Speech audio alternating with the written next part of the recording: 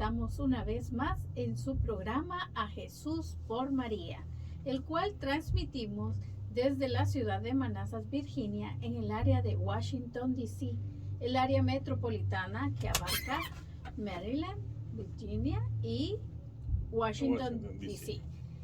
Así es que vamos a darle continuidad al tema hermoso que tratamos la semana pasada para que hablemos del silencio de María con el padre Ignacio Larrañaga.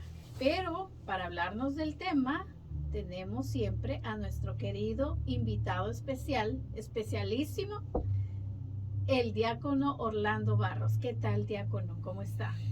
Buenas noches, Maritza, y buenas noches para todos los que nos escuchan, los que nos ven, los que nos siguen. Gracias igualmente por esa sintonía que nos tienen. Hemos contabilizado más de 600 vistas en los canales de YouTube y de Facebook, cosa que realmente nos alegra y nos complace, porque de alguna manera estamos siendo un instrumento de evangelización, y esa es la idea, de eso se trata, de que este mensaje de esperanza y que ayude a fortalecer y aumentar la fe de los cristianos, y que además de eso, pues, aumentar la devoción por la Santísima Virgen María y el amor por nuestro Señor Jesucristo es la idea de este programa. Claro, que es nuestra misión evangelizar a través de este medio. Exactamente. Bueno, entonces vamos a comenzar. Habíamos quedado la semana pasada en la última parte que decíamos que María, la madre, y dice el padre Larrañaga por sus estudios, por los estudios de exégetas muy reconocidos, que hay evidencias fidedignas de que a la Santísima Virgen María desde un comienzo la llamaron madre. La iglesia primitiva, la iglesia naciente, llamó a la Virgen María madre, y no solamente porque ella la habían tomado los discípulos en cabeza de Juan como su madre, sino porque toda la comunidad y las mujeres que de las que nos hablan los evangelios la llamaban a ella madre, porque era la madre de Jesús y la madre de todos, y realmente ella se comportaba como una madre. Pero igualmente nos dice el padre Larrañaga algo muy interesantísimo al final de este fragmento. Es que Juan y Pedro desde el principio estuvieron juntos y andaban juntos, y los evangelios los retratan ellos juntos. Recuerden que cuando la resurrección del Señor, que María Magdalena fue a avisarle en medio de su confusión, que el cuerpo del Señor no aparecía, que la tumba estaba vacía, quienes estaban juntos allí eran Juan y Pedro, y los dos corrieron hacia la tumba. Y seguramente fue Juan el primero, dice el padre Ignacio Larrañaga, que en experimentar aquello que nosotros llamamos la devoción a María, que es un amor filial y un amor de admiración, de disponibilidad y de fe. Aquí habíamos quedado nosotros la semana pasada. Pero tampoco podemos nosotros olvidar la participación del Espíritu Santo, la tercera persona de la Santísima Trinidad. Y nos dice el padre Larrañaga que donde aparece María está el Espíritu Santo. Miren, y lo podemos enumerar. En la Anunciación está el Espíritu Santo, que aparece y la cubre con su sombra. En la Visitación está el Espíritu Santo, porque Isabel, cuando escuchó la voz de la Santísima Virgen María, quedó llena del Espíritu Santo, y el niño en el vientre saltó de alegría y de gozo. El día de Pentecostés reunidos en la casa, los discípulos, por miedo a sus persecutores, estaban en compañía de María, y allí se aparece el Espíritu Santo. De tal manera que el Espíritu Santo se menciona en cada capítulo del libro de Hechos, de los Hechos de los Apóstoles, que es el relato de la iglesia naciente, y es el testimonio que está escrito de todo lo que pasó con los discípulos después de la resurrección del Señor y después de la venida del Espíritu Santo. Y nos dice que no hay un capítulo que por lo menos en 2 ocasiones se menciona el Espíritu Santo, de tal manera que algunos estudiosos y algunos teólogos se han atrevido a llamar al libro de los Hechos de los Apóstoles el Evangelio del Espíritu Santo. Pero igualmente el Espíritu Santo estuvo presente en la vida de la Santísima Virgen María, y a través del Espíritu Santo, con su influjo, seguramente que la Santísima Virgen María, sin hablar mucho, ella pudo dar testimonio de fe y ejemplo de vida cristiana, y de ser la primera discípula del Señor, y ser una evangelizadora y una catequista en la iglesia primitiva.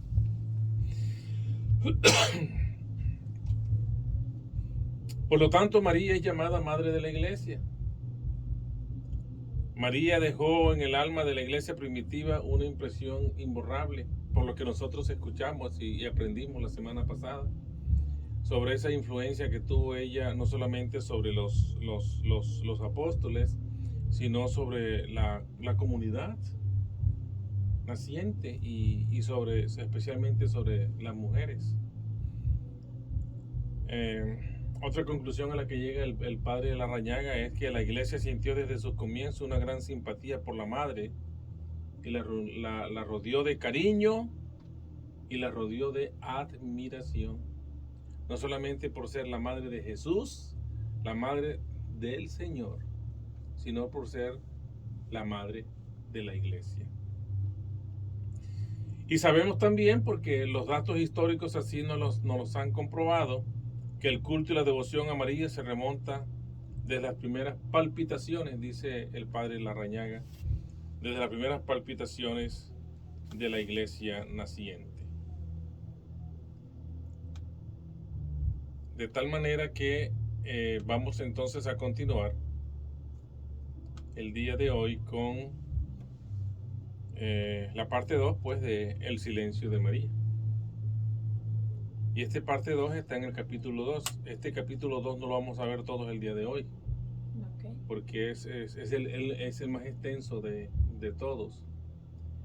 Y vamos a dividirlo en 2 partes, de tal manera que nosotros habíamos dicho la semana pasada, en la introducción del libro, que nos aseguraba 4 programas. Pues por lo menos nos asegura 5, porque lo vamos a partir en 2. Muy bien. Este segundo capítulo lo partimos en 2. Y es que este silencio de María resuena tanto que es el silencio que habla por sí más solo, sí, por sí solo, exactamente. El silencio que habla. Esa analogía me gusta. El silencio que habla. Claro que sí. Pues en este capítulo 2, el padre Larrañaga lo comienza con la peregrinación y el eterno caminar. Y comienza con una frase muy diciente. Este capítulo 2 del silencio de María dice que creer es entregarse. Creer es entregarse, y entregarse es caminar incesantemente tras el rostro del Señor. Es entregarse. Nosotros los cristianos nos entregamos en un eterno caminar buscando el rostro del Señor. Y tenemos ejemplos en la Biblia. Abraham, el padre de la fe, pero además de ser el padre de la fe, es un eterno caminante. Y es un eterno caminante en dirección a una patria soberana. Y esa patria no es él mismo, sino Dios. La patria que él buscaba no era la tierra prometida, era el mismo Dios. Por lo tanto, dice el padre Larrañaga que creer es siempre partir. Porque estamos en búsqueda, nosotros los creyentes estamos en búsqueda. Siempre estamos en la búsqueda de el Señor. Estamos en la búsqueda de ese ser en que nosotros creemos, que estamos convencidos que es de donde nosotros vinimos y al cual nosotros tenemos que retornar. Pero nuestra vida es un peregrinar, nuestra vida es un eterno caminar buscando el rostro del Señor.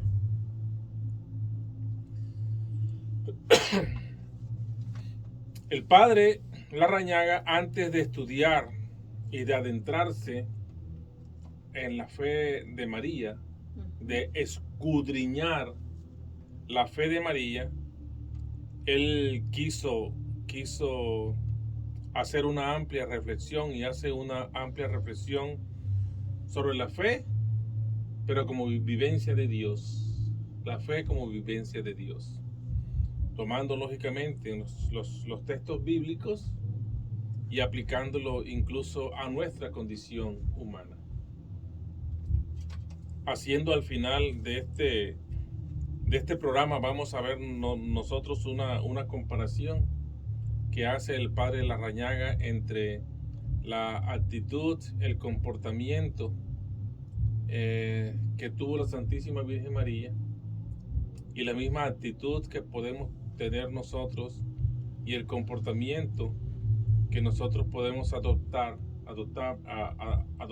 en situaciones similares a las que María vivió, porque igualmente ella vivió unas situaciones que nosotros muchas veces hemos experimentado, y si de pronto aún no hemos experimentado, muy seguramente antes de irnos de este mundo la vamos a experimentar de alguna u otra manera.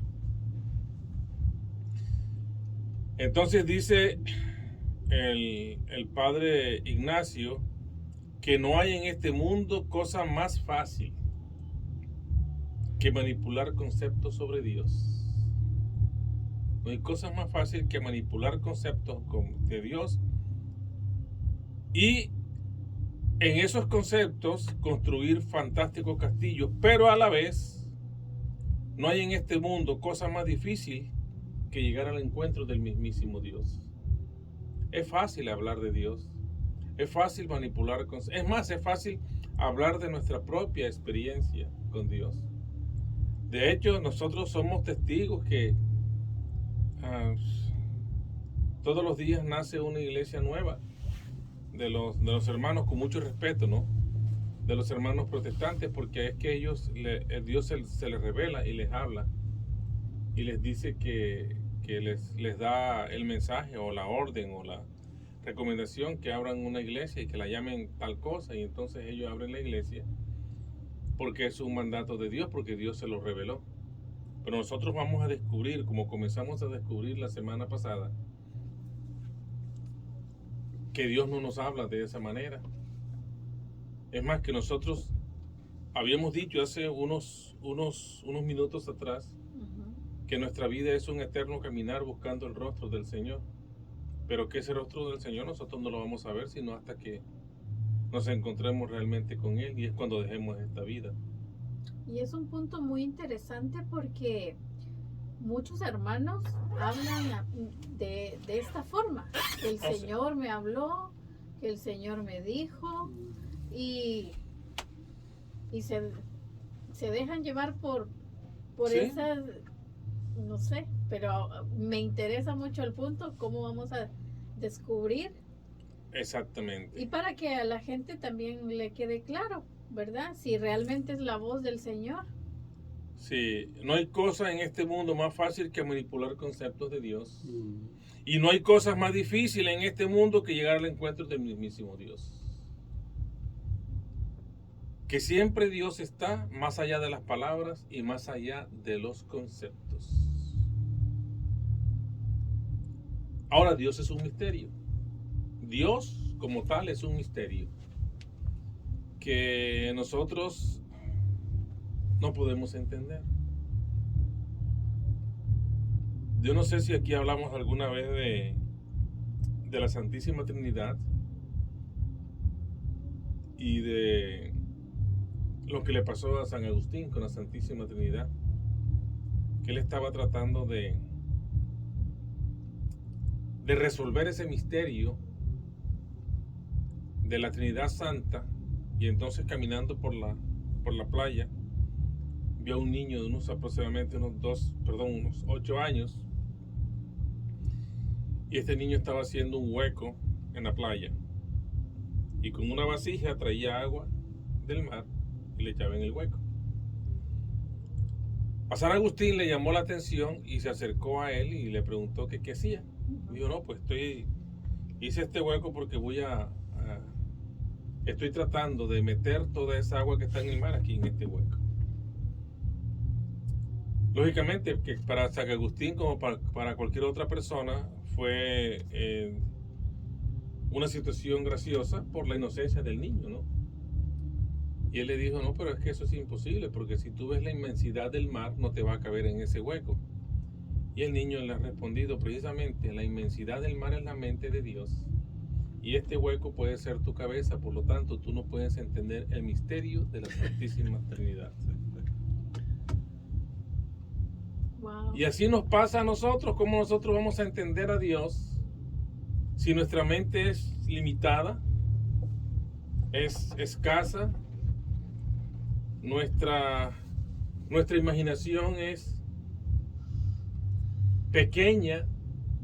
Así pensemos nosotros que es infinita en comparación con la mente de Dios, que está por encima de todo pensamiento, que está por encima de todo sentimiento, que está por encima del tiempo incluso, porque Él es el dueño del tiempo. Y que muchas veces hacemos un Dios pequeño, porque lo queremos meter en nuestro raciocinio, en nuestra forma de pensar. Ese es un buen punto.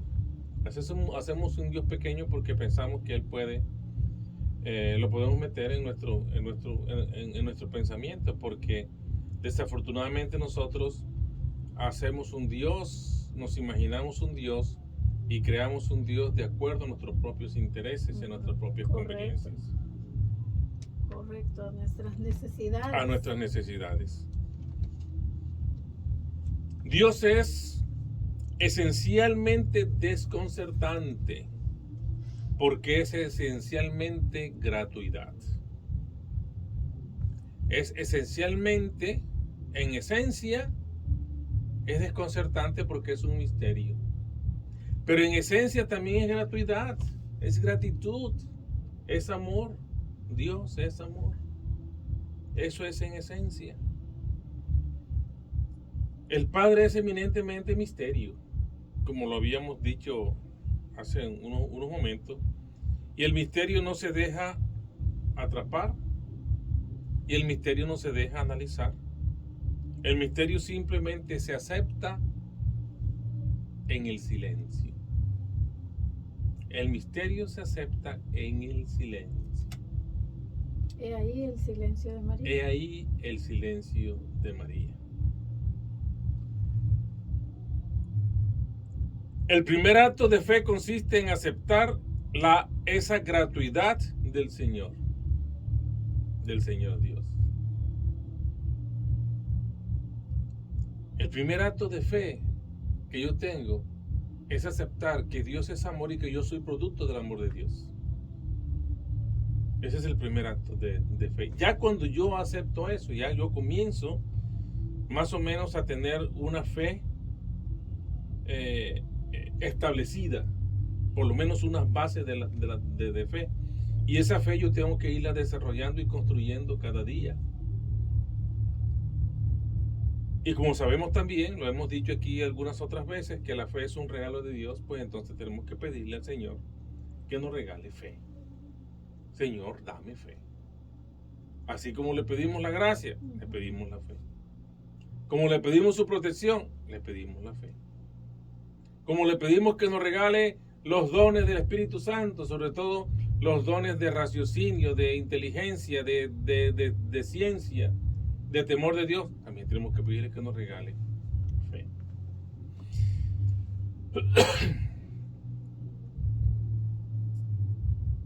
El Padre es un misterio inaccesible, dice el Padre Ignacio Larrañaga.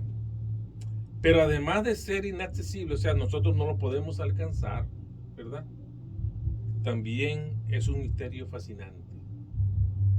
Porque nosotros, como es un misterio, queremos descubrir, queremos adentrarnos en Dios. Y queremos, dentro de nuestras propias limitaciones, tratar de adentrarnos, introducirnos y escudriñar el misterio de Dios, comenzando lógicamente por la fe, aceptando nuestra fe y sabiendo nosotros que Dios es amor y que por ese amor hemos sido creados. Pero aquí viene algo interesante. Dice el Padre Ignacio en su libro de El silencio de María, que el Padre es un misterio inaccesible y fascinante, pero que si alguien se le aproxima mucho, entonces se ilumina y se calienta.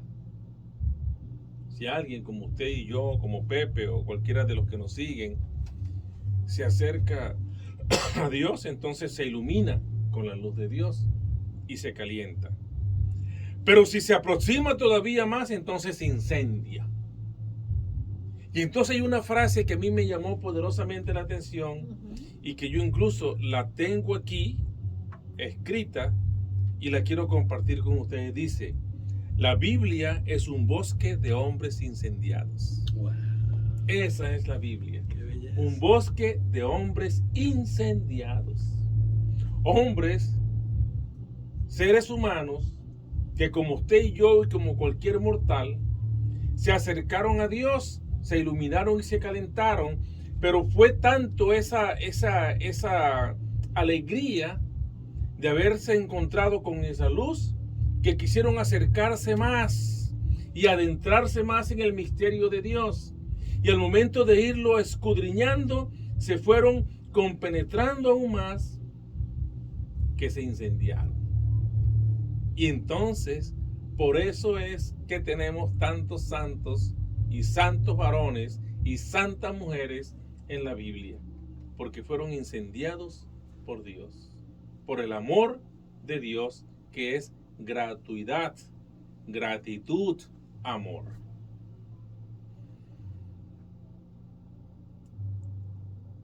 Hay algo muy interesante también que se relaciona con lo que estábamos hablando hace unos minutos. Dice: no se le puede mirar a la cara, dice la Biblia, porque la Biblia lo dice. ¿Dónde lo dice? En el libro del Éxodo, exactamente capítulo 33. Y si podemos leer de los versículos 19 en adelante como hasta el 23, ahí va a estar el relato, para los que les gusta anotar. Éxodo 33, 19, 33, 23. No se le puede mirar a la cara. Eso solo será posible cuando hayamos rebasado las fronteras de la muerte.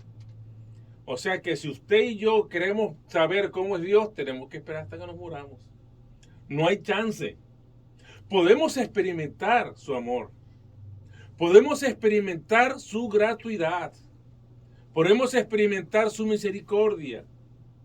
Podemos experimentar su perdón. Pero no podemos verlo a la cara. El día que los veamos a la cara, porque estemos muertos ya. No hay otra. ¿Dónde estoy? Exactamente. Si nosotros mañana nos levantamos y vemos el rostro del Señor, estamos como decir, bueno, hasta aquí llegué yo. No hay otra. Y eso lo dice la Biblia, ¿verdad? El Señor Dios no puede entrar en el proceso normal del conocimiento humano, lo que veníamos hablando y lo que se refiere de pronto a la historia de San Agustín. No puede entrar en el proceso del conocimiento humano. Todas las palabras, mire, todas las palabras que nosotros apliquemos al Señor para entenderlo son semejanzas, analogías, aproximaciones. Por ejemplo, cuando nosotros decimos que Dios es Padre porque nosotros decimos Dios es Padre. Es más, le decimos el Padre Celestial, ¿verdad? Tendríamos que agregar inmediatamente que no es exactamente Padre, es otra cosa mucho más que Padre. Cuando decimos, por ejemplo, que Dios es persona, sí, porque nosotros decimos que la Santísima Trinidad son 3 personas, ¿verdad? Son 3 personas, o sea, Dios es persona. Pero nosotros entendemos inmediatamente que es mucho más que una persona. Porque persona, así como nosotros conocemos a los seres humanos, como usted que es una persona, yo soy una persona, toda la gente son personas. Pues Dios, bueno, sí, son 3 personas, pero sabemos nosotros, a pesar de nuestra ignorancia, que Dios es mucho más, es otra cosa diferente a una persona y es mucho más que persona. Es por lo mismo que es esa dimensión tan grande, o sea, que no cabe en nuestro ser, entonces no tenemos una palabra que defina, es indescriptible a nuestra humanidad. Pero fíjese la conclusión que llega el padre Ignacio Larrañaga. Dice, Dios es absolutamente absoluto. Dios es absolutamente absoluto, o sea, es todo. Dios es todo. Está por encima del tiempo, está por encima del espacio, está por encima de los planetas. Yo cuando estaba preparando el tema, me acordé de una canción que dice que Dios es tan grande que yo no lo puedo, que está por encima de mí, pero que es tan bajo que está por debajo de mí, que es tan ancho que está fuera, que no lo puedo alcanzar. Hay una canción, entre otras cosas, hace rato que no la escucho en la Santa Misa, pero es más o menos que hace semejanza a eso, que Dios es tan grande que uno no lo puede alcanzar ni se lo puede imaginar. Y se me viene a la mente algo que uno recibe, no sé en qué materia, pero habla de lo absoluto, que nada es absoluto, no sé si... Es filosofía. Filosofía. En filosofía. ¿Verdad? Sí. Entonces, volvemos a lo mismo. En la dimensión del hombre, ¿verdad? No podemos captar lo absoluto de Dios. Y ahora que usted habla de la dimensión, Dios está por encima de las dimensiones. Nosotros conocemos 3 dimensiones, ¿ya? El alto, el bajo y lo profundo. Son 3 dimensiones. Pero deben existir otras dimensiones, me imagino yo. Claro. Pero Dios está por encima de todas esas dimensiones. Que en la dimensión nuestra, nosotros no podemos ver a Dios, no lo podemos palpar. Porque es otra cosa, Dios no lo podemos palpar.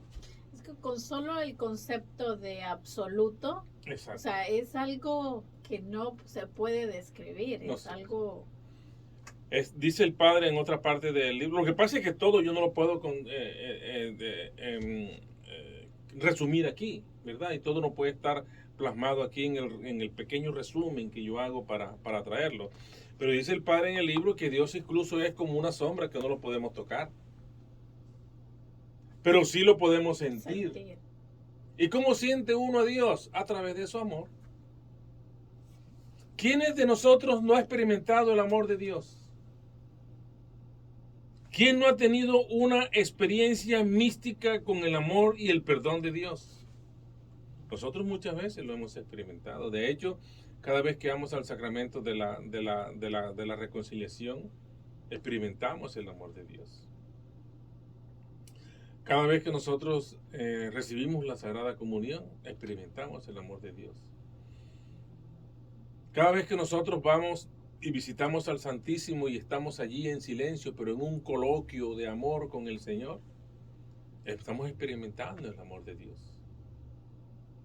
Cada vez que nosotros nos adentramos en nuestras oraciones y nos ensimismamos, bueno, yo no sé si eso existe, pero en mi tierra lo dicen, es que Él está ensimismado, o sea, está en sí mismo, ¿verdad? Entonces, cada vez que nosotros nos ensimismamos y que nos adentramos a nosotros mismos para sentir la experiencia de Dios, hemos experimentado también, valga la redundancia, el amor de Dios en nuestra vida. Y por las cosas maravillosas que nos pasan a nosotros. Ustedes son testigos de mi nietecita, ¿verdad? Mi nietecita de 1 añito y 2 meses, que tuvo una cirugía ayer de 4 horas, una cirugía para extraer un tejido anormal que estaba en su estómago, y que esto le podría causar algunas complicaciones a futuro. Y entonces se lo hicieron a través de un robot que se llama Da Vinci. Utilizaron un robot, el cirujano pues operó con el robot, pero demoró 4 horas. Y estábamos nosotros pensando que la niña iba a estar 3 o 4 días en el hospital, pero respondió también que anoche mismo nos las traímos a la casa. Entonces, ¿qué puede pensar uno y decir uno? Gracias, Señor. Cuando la niña, cuando ya termina la cirugía, que el cirujano y el asistente del cirujano, que es mi amigo, vino a hablar con nosotros, pues solamente darle gracias a Dios. Y cuando el cirujano dijo, bueno, si la niña responde bien, vamos a mandarla para casa, porque no queremos que se quede aquí en el hospital. Bueno, mucho mejor. Entonces uno empieza a recordar todas las oraciones que yo les pedí a ustedes, oraciones que le pedimos a la Santísima Virgen María, pedimos la intercesión de la Santísima Virgen María, oraciones que le pedimos a todos los hermanos de la Legión de María. Yo en particular le pedí oración a través de un sacerdote de la diócesis, que es el vicario para los cleros, o sea, sacerdotes y diáconos, que es el padre Escalía, y él envió el email a todos los diáconos, y recibí mensajes de muchos de mis hermanos diáconos. Le pedí oraciones a los sacerdotes, incluso el obispo Michael Borbech me mandó un email a mí personal diciéndome que él iba a ofrecer la misa de ese día por Paloma. Qué bello. Y que iba a estar en oración. Entonces, ¿qué puedo yo experimentar? El amor de Dios y la presencia de Dios en mi vida, y la vida de mi nietecita y la vida de mi familia.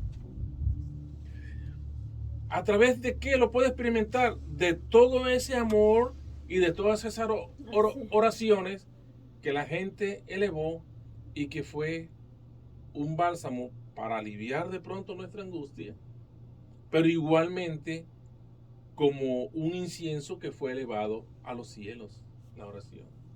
Y el Señor escucha el clamor de su pueblo.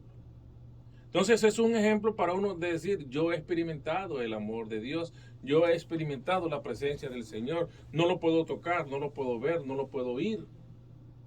Y cuando lo vea y lo escuche, porque yo estoy aquí, ya yo no estoy aquí, ya yo me fui, yo estoy en la otra vida. Y entonces esas personas que dicen muchos escuchar la voz de Dios, A lo mejor es que se han muerto y han regresado, pienso yo acá, porque yo no le, con todo respeto, lógicamente, no, pero yo no le encuentro otra explicación. Nos habla el padre Larrañaga de las huellas de Dios. Y dice que está, bueno, ya lo habíamos dicho, que está mucho más allá de nuestras dialécticas, de nuestros procesos mentales, de nuestras representaciones intelectuales, de inducciones y deducciones. Lo que hablábamos de ensimismarnos y nosotros analizar y pensar y sacar conclusiones, a veces a priori. Por eso nuestra fe, dice el Padre, nuestra fe es una peregrinación, porque tenemos que seguir buscando siempre el rostro de Dios entre sombras profundas. Tenemos que seguir buscando el rostro de Dios hasta que lo encontremos. ¿Cuándo lo encontremos? Cuando el Señor ya nos lleve de esta vida. Hace una semejanza y una parangón de pronto y pone un ejemplo de las huellas en la playa. Y nos dice en su libro que cuando nosotros incluso vamos a la playa y vemos una huella, por nosotros podemos decir, esta es una huella de hombre o una huella de mujer, una huella de una persona adulta o es una huella de un niño. Incluso a veces nos atrevemos hasta a decir, puede ser un niño de 2 años, ¿verdad? O puedes tener esta persona el pie de esta manera y el puente del pie debe ser de esta manera o lo otro, puede tener un pie plano. Todo eso nosotros lo podemos deducir solamente viendo una huella. Pero la huella de Dios nosotros no la podemos ver. Dios pasa por nuestras vidas y deja una huella que es imborrable. De hecho, cuando nosotros recibimos los sacramentos, hay sacramentos que tienen una huella imborrable de Dios, como el sacramento del bautismo, como el sacramento de las órdenes sagradas, como el sacramento de la confirmación, que es una huella indeleble, dice el catecismo de la Iglesia Católica, es una huella indeleble. O sea, no se puede ver, no se puede leer, pero está allí, porque es el dedo de Dios en nuestras propias vidas. No la podemos ver, pero sí sabemos que Dios ha dejado huella en nuestra vida por toda nuestra experiencia, ¿verdad? En nuestro caminar cristiano. Con solo el hecho de imaginarse el corazón, que desde que nacemos no ha parado. No ha parado de latir. Exactamente. Entonces, para mí eso es una maravilla, que digo, no puede ser más que Dios. Porque Dios hace las cosas perfectas. Porque todo descansa, pero el corazón. Alguien nos mandó un mensaje, yo hablé aquí de una película que la recomendé, que la película sobre el Padre Stu. Padre Stu. Y está en las plataformas estas de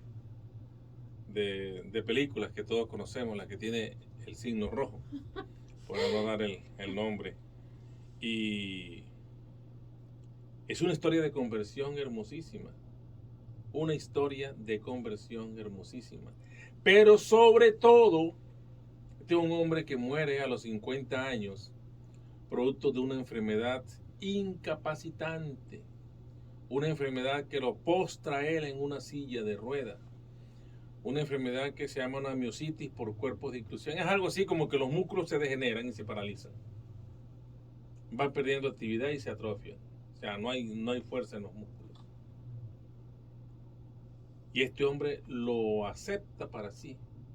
Además, hay una frase que él dice que esa es la forma que Dios pensó en que él debería morir. Es una historia maravillosa de un hombre completamente ateo, viene de una familia disfuncional. 2 hermanos, uno muere estando muy pequeño y él queda solo, pero es una guerra constante con su papá, con su mamá, con todo el mundo, con él mismo. Pero se la recomiendo. Padre Stu, S-T-U. Stu como el diminutivo de Stuart. Sí, ok. Nos habla también el padre de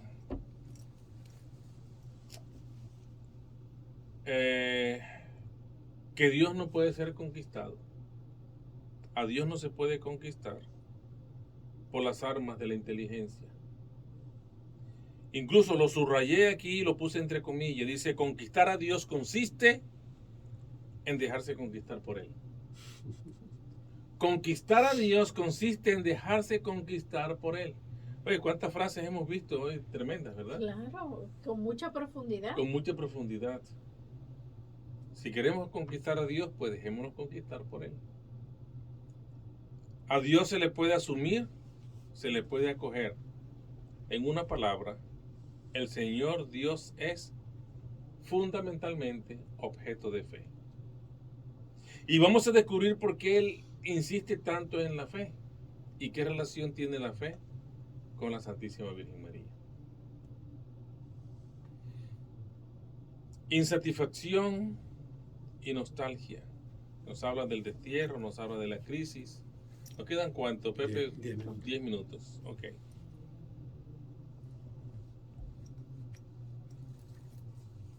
Hay un ejemplo aquí que él habla que hubo alguien que llegó a la casa, una analogía. Hubo alguien que llegó de la casa del Padre y nos dijo que el Padre es como una esmeralda que despide una luz diferente a nuestra luz.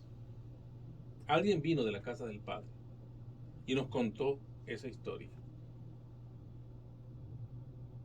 Como decíamos nosotros cuando estábamos muchachos, nos vendió esa idea. Y es tal el resplandor que vale la pena vender todas las cosas para poder comprar ese tesoro. Ese que vino de la casa del Padre fue su Hijo Jesucristo.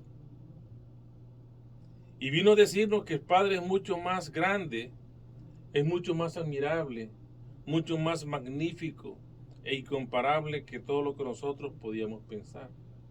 Lo que hablamos de la limitación de nuestra mente, de nuestra capacidad de pensar.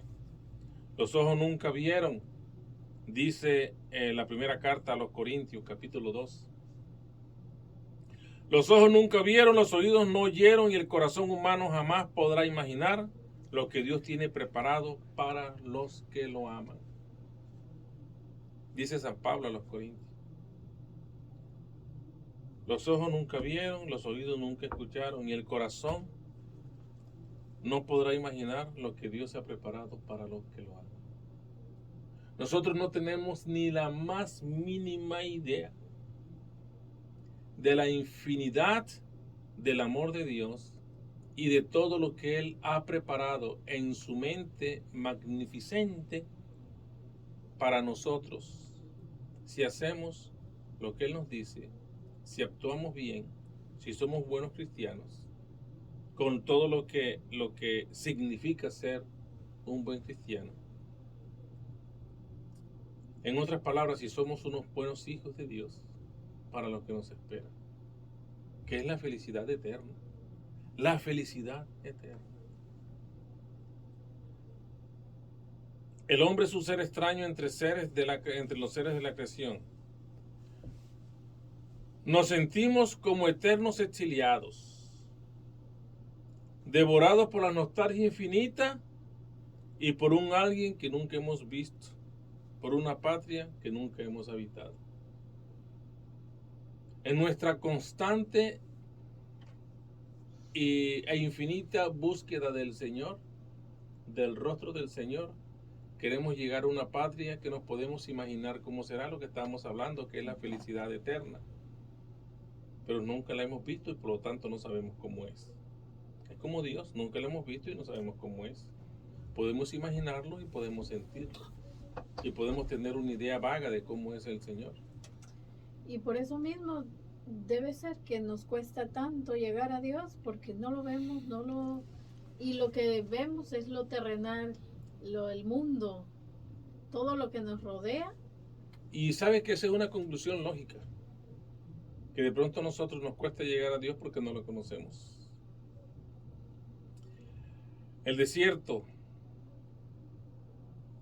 Dice el padre Ignacio Larrañaga que creer es pues un eterno caminar. Y la fe es eso, precisamente, peregrinar, subir, llorar, dudar, esperar, caer y levantarse. Porque todos los días, pues nuestra fe a veces amanece un poco apachurrada, a veces con ánimo, a veces un poco escépticos. Y nos pone ejemplos clásicos de la Biblia. Abraham, Isaac, Israel. Eso que tú estabas diciendo, tenían la fe como un vaivén. Unas veces están arriba, otras veces están abajo. Y nosotros somos exactamente igual. A veces estamos tan encendidos que creemos que estamos ahí, cerquita de Dios, que ya nos falta poquito para ver su rostro. Pero a veces estamos tan apagados y caemos. Estamos tan fríos espiritualmente que cuesta encendernos nuevamente. Y hablábamos en un programa anterior de que dudaron los apóstoles que estaban con Jesús. Exactamente. Y vieron los milagros. Pues, ¿qué esperamos de nosotros? Pero fíjese usted que el pueblo de Israel peregrinó 40 años. Y en esos 40 años ellos tuvieron una lucha constante. Una lucha constante estuvieron en 40 años. Algunas veces bien, hasta renegaron de Dios, crearon un becerro de oro y lo adoraron. Hasta allí llegaron. Renegaron de Dios tanto que le dijeron a Moisés, ¿sabes qué? Nos hubieras dejado mejor allá, que estábamos siendo esclavizados, pero teníamos comida y aquí no tenemos nada. Solo el maná. Solo el maná, que venía por las noches con las perdices, y las perdices volaban, y ellos tenían para comer. Nuestra propia vida es un eterno caminar con altibajos, pero siempre sostenidos por la fe. A nosotros nos sostiene únicamente la fe. Y la fe no es más que un caminar buscando el rostro del Señor. Nos habla de las crisis también, todas las crisis que ha pasado el pueblo de Israel, que pasó el pueblo santo de Dios, ha tenido crisis. La misma iglesia, la historia de la iglesia está llena también de altibajos. Y ha tenido muchas crisis y nosotros de pronto hemos vivido o hemos experimentado crisis de la iglesia. Y nosotros también como cristianos hemos tenido esas crisis. Los psicólogos llaman a veces las crisis existenciales de las personas. Pues nosotros podemos también acuñar el término como la crisis existencial del cristiano. Que nosotros muchas veces, lo que usted decía y reafirmaba, dudamos. A veces nos resistimos a creer. Y a veces creemos, pero no creemos lo suficiente. Pero siempre la fe, que es un regalo de Dios, es lo que nos mantiene. Y como usted decía al inicio también, la importancia de pedir la fe, de aumentar la fe, porque por nosotros mismos, por nuestros propios méritos, no vamos a creer, sino pidiendo al Señor que nos regale. Pero siempre al final del túnel hay una luz. Y al final de la oscuridad, cuando pasa la oscuridad, siempre viene una luz. Y todas las mañanas nosotros experimentamos esa luz, que es la misma presencia del Señor, haciendo una semejanza con nuestra vida. Cuando estamos en crisis, estamos en oscuridad, pero viene el Señor y nos ilumina y otra vez volvemos a un nuevo renacer y un nuevo amanecer. Por eso llegará el día de nuestra muerte y en ese día acabará la peregrinación. Es que mi vida es un eterno caminar. La fe mía es una eterna búsqueda del Señor, búsqueda del rostro del Señor. Pero el rostro del Señor, ¿cuándo lo voy a ver? Cuando llegue el día de mi muerte. Ahí voy a ver el rostro del Señor. Y ahí se terminará la peregrinación. Ya no voy a peregrinar más, ya encontré. Llegué a donde yo tenía que llegar. Y lo veremos todos. Lo veremos todos, porque tenemos un juicio particular y un juicio universal. El juicio particular es donde nos vamos a poner frente al Señor, al juez justo y misericordioso. Y allí entonces, si nuestra vida ha sido acorde con nuestra condición de cristiano y por la infinita misericordia del Señor, pues vamos a gozar de la vida eterna. Y si no ha sido así, entonces será, como dicen las Sagradas Escrituras, el rechinar de dientes. Iremos entonces al fuego que nunca se apaga. Entonces estaremos encendidos, pero por el otro fuego, el que no queremos. Ahora, en esta vida, solo nos queda el amor, la vida, la patria infinita de Dios. Resta vivir para siempre sumergidos, invadidos y compenetrados en el resplandor de una presencia que lo cubrirá y lo llenará todo. Y podemos repetir nosotros cuando lleguemos a la patria celestial: oh Padre infinitamente amante e infinitamente amado. Y estas palabras nunca envejecerán, porque será un solo aclamar al Señor, un solo alabar al Señor. Y no podemos hablar de las 24 horas del día porque el tiempo es infinito. Y allí nosotros nos espera la vida eterna, la felicidad eterna en la presencia del Señor. Y no lo decimos nosotros, no nos dice la iglesia por capricho propio, sino que el Señor nos lo prometió. Él vino para que nosotros tuviéramos vida eterna, porque Él mismo lo dijo. Yo soy el camino, la verdad y la vida.